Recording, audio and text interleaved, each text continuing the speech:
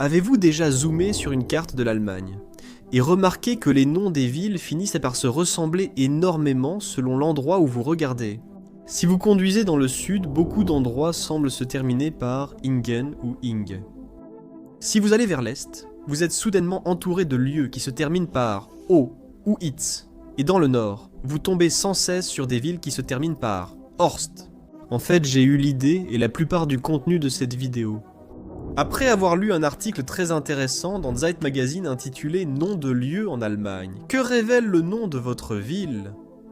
Je crois que c'est le titre. C'était en allemand, donc j'ai utilisé la traduction automatique. Je mettrai le lien dans la description. Mais c'est un article payant, juste pour que vous le sachiez. Mais à mon avis, ça vaut le coup parce qu'il y a un ensemble super cool de cartes interactives qui vous permettent de filtrer tout le pays selon ses différentes terminaisons de noms de villes. Voir ces regroupements visuels sur cette carte m'a fait penser que ça ne pouvait pas être une simple coïncidence. L'Allemagne a une répartition incroyablement étrange et spécifique des suffixes de noms de lieux, et il doit forcément y avoir une raison à cela.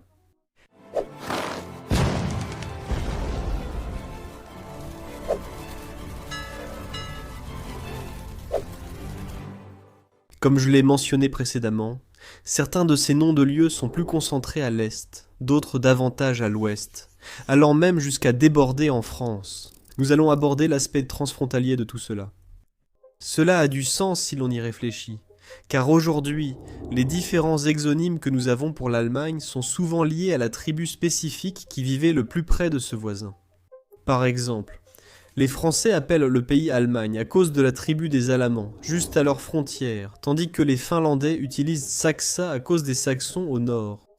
Puisque ces anciens territoires tribaux ont façonné la façon dont le monde extérieur percevait la région, il est logique que ces mêmes empreintes tribales aient laissé leur propre marque unique sur les noms des villes locales, à l'intérieur du pays, indépendamment des frontières étatiques modernes.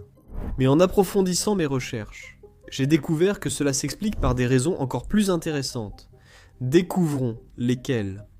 Sans les frontières étatiques modernes et en cartographiant uniquement les similarités des terminaisons de noms de villes, les frontières internes de l'Allemagne s'effacent. À la place, vous obtenez une représentation visuelle des anciennes migrations, de la géographie physique, des anciennes barrières linguistiques et de ce que l'on appelle les frontières fantômes. Ce sont des lignes sur une carte qui reflètent des cultures, des royaumes ou des empires disparus il y a des centaines ou des milliers d'années, mais qui laissent encore une trace distincte à travers les frontières modernes, qu'elles soient internationales ou intérieures. Et toutes ces raisons sont en quelque sorte des indices, expliquant pourquoi il existe une telle répartition et concentration de noms de lieux spécifiques. Je veux dire, l'Allemagne est l'un des meilleurs exemples pour cela, avec d'immenses différences entre l'Allemagne de l'Est et l'Allemagne de l'Ouest qui persistent encore aujourd'hui. C'est en quelque sorte la frontière fantôme parfaite, peu importe que la réunification ait eu lieu il y a déjà des décennies.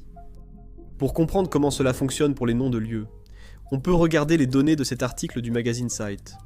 Les auteurs ont découpé l'Allemagne en environ 1500 hexagones. En comptant combien de fois un certain suffixe apparaît dans chaque zone, ils ont créé une empreinte visuelle de l'histoire du pays. Vous pouvez la voir ici. Ils sont tous en rouge, même si j'ai changé les couleurs pour la miniature. Un rouge plus vif signifie qu'il y a beaucoup d'endroits qui utilisent ce suffixe. Puis la couleur s'estompe à mesure qu'il était moins utilisé ou pas du tout. Quand on se plonge dans l'étymologie de ces mots, d'où ils viennent et ce qu'ils signifiaient à l'origine, la carte commence à avoir plus de sens. Regardons-en quelques-uns et essayons de comprendre. Commençons dans le sud-ouest de l'Allemagne, autour du Bade-Wurtemberg et de parties de la Bavière. Sur une carte de la région, on voit une multitude de villes dont le nom finit par Ingen. Il y a plus de 1200 endroits en Allemagne avec cette terminaison, et ils sont fortement concentrés dans le sud-ouest. Les linguistes comme Wolfgang Janker notent que le suffixe Ingen concerne la propriété et l'identité tribale. Étymologiquement, cela vient d'un ancien suffixe allemand, Ingar ou Ingos, qui était utilisé pour former des patronymes, signifiant essentiellement que quelque chose appartient au père de quelqu'un, ou à mon père, je crois, pas à mon père spécifiquement. En termes simples, cela signifie le peuple d'eux, ou les descendants d'eux. Il était presque toujours attaché au nom personnel d'un chef local ou du fondateur d'un clan qui avait le premier défriché la terre et établi une ferme ou une exploitation. Par exemple, La ville de Sigmaringen signifiait à l'origine « chez le peuple de Sigmar ». Tübingen remonte à l'ancien mot haut-allemand Tübingum, qui signifiait « chez le peuple de Tuvul ». Quand on regarde la chronologie, ces noms en InGen représentent une sorte d'instantané de la toute première histoire médiévale. Ils sont liés aux tribus installées lors des grandes migrations, surtout au 6e et 7e siècle, ce qui en fait parmi les plus anciens noms de lieux allemands de la région. Mais c'est là que la frontière fantôme entre en jeu. Le suffixe ne tient pas compte des frontières politiques modernes, qu'elles soient internes ou externes. Si vous regardez de près la frontière sud-ouest, le groupe de noms en Ingen ne s'arrête pas à la limite allemande, il déborde directement dans le nord de la Suisse et dans certaines parties de l'est de la France, comme la région d'Alsace. Vous trouvez des villes suisses, comme Kreuzlingen ou Wettingen. Et cela s'explique par le fait que les tribus alamanes se sont installées dans toute cette zone géographique bien avant que l'Allemagne, la Suisse ou la France n'existent en tant que nation moderne. Les noms révèlent la limite d'un ancien territoire tribal encore bien visible sur nos cartes aujourd'hui. Maintenant, si vous vous déplacez légèrement vers l'est, en Bavière proprement dite, la terminaison change un peu, passant de Ingen à simplement Ingi. Pensez à des endroits comme Dingolfing, Einring ou Petting. Il y a plus de 1100 villes qui se terminent ainsi à travers l'Allemagne, et elles forment un bloc assez important juste au sud-est. Étymologiquement, cela vient exactement de la même racine historique que Ingen, agissant comme une variante régionale abrégée. Cependant, il y a un piège avec les noms bavarois en Inge. Ils ne sont pas tous authentiques. Les linguistes les appellent des faux toponymes. Au fil des siècles, les langues évoluent et les gens deviennent paresseux dans leur façon de parler. En Bavière, de nombreuses villes se terminaient à l'origine par autre chose, comme Hack ou Hock. Le suffixe Hake, par exemple, vient de l'ancien haut-allemand Aha, qui signifie eau ou rivière, et qui était utilisé pour décrire des endroits près d'un ruisseau. Par exemple, une ville appelée Lindtak, qui signifie un endroit près d'un ruisseau bordé de tilleuls, est finalement devenu Linding, et Reisak est devenu Reising. La raison est incertaine. Peut-être trouvait-on que cela sonnait mieux. Le dialecte bavarois local a progressivement adouci la prononciation au fil des siècles, jusqu'à sonner comme un nom classique en Inge. Toi et moi avons exploré tout, des drapeaux aux frontières, en étudiant les pays qui ont façonné le monde. Mais étudier ces pays, c'est une chose. Faire fructifier ton argent dans ces pays, c'en est une autre. Donc, si tu penses à investir, démystifions ces idées reçues avec le sponsor d'aujourd'hui, Mintos. Mythe numéro 1. Les actions sont le seul moyen de faire croître régulièrement tes économies. Eh bien, les actions sont volatiles. Le S&P 500 américain subit de fortes chutes chaque année, et en 2025, il a chuté de près de 19% avant de se redresser. Cela peut être stressant et amener de nombreux investisseurs à faire des erreurs coûteuses et émotionnelles. Mythe numéro 2. Les actifs à revenus fixes sont compliqués et ne sont pas faits pour les investisseurs ordinaires. En réalité, investir dans le revenu fixe est plus simple que vous ne le pensez. Le marché européen des investissements alternatifs de détail a presque doublé en seulement 5 ans. C'est là que Mintos entre en jeu. Mintos est une plateforme facile à utiliser qui vous permet d'investir dans des prêts, des obligations et de l'immobilier en seulement quelques clics. L'objectif est simple. Gagner un revenu régulier sans dépendre des hauts et des bas du marché boursier et diversifier votre risque. Les prêts sur Mintos sont offerts à un rendement net annuel moyen de 8,8% depuis 2015, ce qui est supérieur à un compte d'épargne. Mintos a été fondé en 2014 et compte plus de 700 000 investisseurs à travers l'Europe, gérant plus de 800 millions d'euros d'actifs pour les investisseurs. Investissez dès 50 € avec une gestion automatisée ou gardez le contrôle total. Pour recevoir un bonus de bienvenue exclusif, scannez le code QR ou cliquez sur le lien dans la description. Maintenant que je me rends compte que je veux gagner de l'argent, mais sans tout le stress, je choisis un revenu fixe. Et toi, commence à investir dès aujourd'hui avec Mintos. Et dans certaines régions de Bavière, environ un tiers des villes qui utilisent ce suffixe sont en réalité ces allusions linguistiques. Alors maintenant, allons un peu plus loin. En Allemagne de l'Est. Si vous regardez les endroits autour de Brandebourg, Mecklembourg, Poméranie occidentale ou Saxe, la carte change en ce qui concerne le type de nom. Vous commencez à voir des endroits se terminant par Itz, Witt ou O. Vous avez des lieux comme Chemnitz ou le quartier berlinois de Pankow. Il y a près de 1100 endroits se terminant par Itz, et presque 900 se terminant par AU. Ces lieux diffèrent totalement de ceux du Sud, tant par leur apparence que par leur sonorité, car ils n'ont aucune racine germanique. Ils sont slaves. Il y a des siècles, la terre à l'est de l'Elbe, en particulier, était habitée par des tribus slaves, comme les Sorabes, à propos desquels j'ai fait toute une vidéo. Ils sont encore présents dans certains endroits. Le suffixe its vient du suffixe slave ais, qui désignait à l'origine une famille, un clan ou les habitants d'un lieu spécifique. Avec le temps, il a aussi désigné un lieu lié à une caractéristique particulière. Le suffixe o vient du suffixe possessif slave ove, qui était utilisé pour nommer explicitement un lieu d'après son fondateur ou son propriétaire. On comprend donc que l'origine, ici slave, est similaire à celle des langues germaniques. Par exemple, Pankow signifiait à l'origine le village de Pank, faisant probablement référence, je ne sais pas, à un homme ou à une caractéristique liée à la rivière Pankow. Au Moyen-Âge, des colons germaniques ont migré vers l'Est, occupant ces terres. Au lieu d'effacer chaque nom local, ils les ont adoptés dans leur propre langue, en adaptant l'orthographe pour correspondre à la prononciation allemande. Cela crée aussi l'une des frontières fantômes les plus célèbres d'Europe. La limite occidentale où l'on trouve ces noms en Itz et en Our correspond presque parfaitement au Limes Sorabicus, une ligne de défense établie par Charlemagne au IXe siècle pour séparer son empire franc des tribus slaves.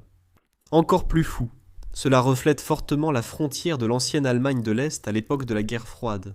Si vous continuez à suivre ces suffixes vers l'Est, là où ils traversent les frontières internationales modernes vers la Pologne, la Tchéquie, ils reprennent leur forme slave d'origine comme is ou au. La carte des noms de lieux nous montre littéralement les anciennes lignes de frontières où les cultures germaniques et slaves se sont rencontrées et mélangées il y a des centaines ou des milliers d'années. Parfois, ce mélange de langues a créé beaucoup de confusion chez ceux qui écrivaient les choses. Au Moyen-Âge, la majorité des gens ne savaient ni lire ni écrire. Ainsi, seuls les scribes officiels enregistraient les noms des villes. Et si un scribe ne comprenait pas le slave d'origine ou la signification d'une ville, il devinait souvent et écrivait quelque chose qui lui semblait familier en allemand. Il projetait un tout nouveau sens sur l'endroit sans le savoir, et ce sens erroné devenait le nom officiel pendant des siècles. Un exemple parfait, c'est un petit village appelé Rostock, qui se trouve dans le district de Bamberg en Bavière. Si vous parlez l'allemand moderne, le nom semble signifier toit de cheval ou écurie. Mais si vous plongez dans les vieux documents du XIVe siècle, la ville était à l'origine enregistrée sous le nom de Rostock. Étymologiquement, ce nom vient du préfixe slave rose, qui signifie une partie, séparée ou divisée, et de tok, qui signifie rivière, ruisseau ou courant. Donc, le nom slave d'origine signifiait simplement un endroit où une rivière se sépare. À la fin du XVe siècle, les scribes allemands avaient complètement perdu la signification de ce mot slave. Alors ils ont inventé Rostock parce que cela ressemblait suffisamment à des mots allemands, même si le sens avait complètement changé. Ce mélange linguistique explique aussi pourquoi le suffixe o ou owe est si courant dans les régions de l'Est comme la Saxe. Normalement, dans les vrais noms allemands, le mot o ou owe vient de l'ancien haut-allemand ua, qui signifie une terre entourée d'eau, une plaine humide ou une prairie verte près d'une rivière, par exemple. On compte plus de 1400 lieux avec cette terminaison, mais leur forte concentration à l'est ne s'explique pas seulement par la présence de prairies, mais aussi parce que, ancien nom de lieux slaves, se terminant autrefois par le suffixe possessif ov. Ils se sont naturellement transformés, aplatis et mélangés au mot allemand, au, au fil des générations, parce qu'ils sonnaient de façon similaire en allemand, Et donc, alors que dans certains cas le suffixe fait référence à la géographie, dans d'autres, il s'agit simplement d'une adaptation du slave. Parce que la géographie joue effectivement un rôle énorme dans la façon dont ces suffixes se sont répandus. Si vous regardez les noms de villes qui se terminent par Stein ou Tal, vous remarquerez qu'ils sont massivement regroupés au centre et au sud de l'Allemagne. Il y a 331 endroits qui se terminent par Stein et 418 qui se terminent par Tal. Étymologiquement, ce sont des termes descriptifs simples.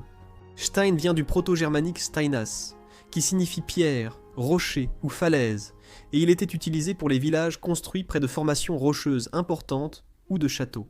Tal vient du proto-germanique dalan, signifiant vallée ou vallon. Cette répartition est logique en observant le paysage. Le sud et le centre de l'Allemagne comptent des collines, hauts plateaux, rochers, falaises et vallées profondes. Les villes portent souvent des noms inspirés de ces éléments. Les plaines plates du nord n'ont pas ces caractéristiques, donc ces noms n'y figurent pas. C'est pareil pour l'eau. Le suffixe bach, qui signifie ruisseau ou cours d'eau, est extrêmement courant, avec près de 2900 endroits qu'il utilise. Cela vient du proto-germanique Bacchis, qui signifie un ruisseau qui coule. Il est surtout présent dans le sud, notamment à Offenbach, mais cela ne signifie pas que le nord de l'Allemagne manque de rivières. C'est simplement une différence de langue régionale et de tradition de dénomination. Alors que le sud utilisait le haut-allemand et disait Bach, le nord parlait le bas-allemand et utilisait des mots comme Beck à la place, qui proviennent de la même racine ancienne mais ont évolué différemment dans la prononciation. Donc, si vous traversez vers le nord, les ruisseaux sont toujours là, mais les villes s'appellent soudainement Rheinbeck ou Wandsbek. Cette division linguistique nous amène au suffixe unique du nord de l'Allemagne, comme Horst. Il n'y a qu'environ 169 endroits en Allemagne qui se terminent par ce suffixe, et ils sont concentrés dans ces plaines du nord. Selon les chercheurs, le mot vient de racines en vieux haut-allemand et en moyen bas allemand, Hürst ou Horst également, qui, historiquement, décrivait un bosquet dense, généralement émergeant d'un marécage ou d'un endroit similaire. La répartition du Horst raconte l'histoire d'un paysage très particulier, les basses terres marécageuses et humides du nord-ouest de l'Europe. Et c'est un autre cas intéressant de frontières fantômes transfrontalières. Le suffixe Horst n'est généralement pas propre au nord-ouest de l'Allemagne. Il inclut également une partie des Pays-Bas. Même dans les régions anglophones, étymologiquement, il partage une racine commune du germanique occidental avec le mot anglais Hurst. Si vous regardez de l'autre côté de la mer du Nord, en Angleterre même, vous trouverez de nombreux endroits se terminant par Hurst, comme Midhurst ou Penshurst, ce qui signifie exactement la même chose, une colline boisée ou une clairière dans un fourré. Cela dessine l'ancien foyer linguistique des cultures anglo-saxonnes et bas-allemandes qui dominaient les côtes de la mer du Nord. C'est fou de penser qu'une grande ville comme Delmenhorst, qui compte aujourd'hui plus de 80 000 habitants, a reçu son nom de cette façon. Parce qu'il y a des siècles, des colons ont désigné des buissons dans un marécage et ont déclaré « Voilà comment on nommera cet endroit ». Une autre terminaison classique du Nord se retrouve dans des endroits comme Borkum ou Alkersum. Il y en a environ 308 en Allemagne. Étymologiquement, il s'agit en fait d'une version abrégée et usée du mot Heim, qui vient du proto-germanique Heimas, signifiant maison, foyer, parfois aussi village. Alors que le reste de l'Allemagne a conservé une version plus longue, ce qui nous donne plus de 1300 lieux se terminant par Heim, comme Mannheim ou Pforzheim. Les dialectes côtiers du Nord l'ont compressé au fil du temps, supprimant les sons ege et e jusqu'à ce qu'il ne reste plus que homme.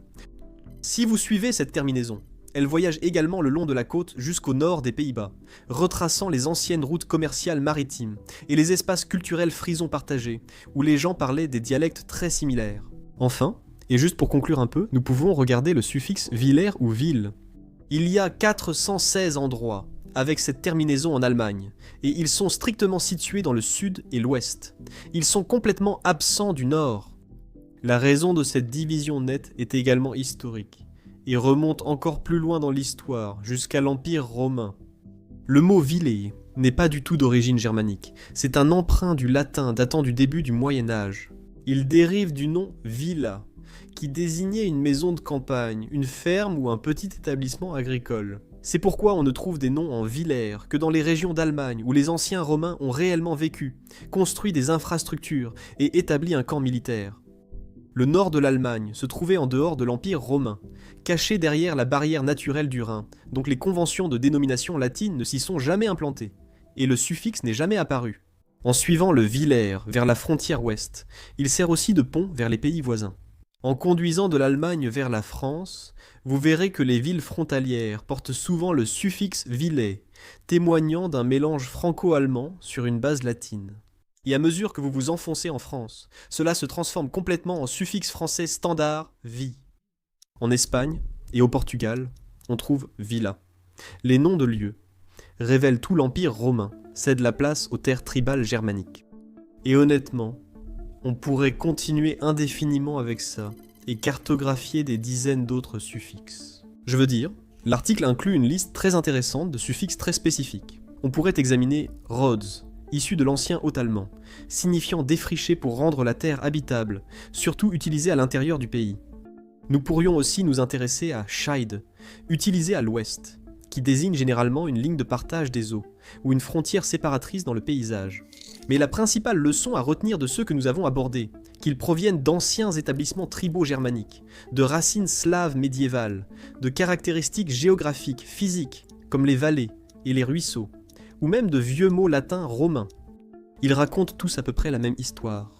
Ils nous montrent que la carte de l'Allemagne est une archive vivante, et comprendre ses origines est la clé pour comprendre pourquoi certains noms de lieux se concentrent aujourd'hui de façon aussi étrange et intéressante à travers le territoire. Ça doit probablement arriver dans d'autres pays aussi, je pense. Je suppose qu'il me suffit de trouver un article sur ces cas-là pour pouvoir faire des vidéos dessus aussi.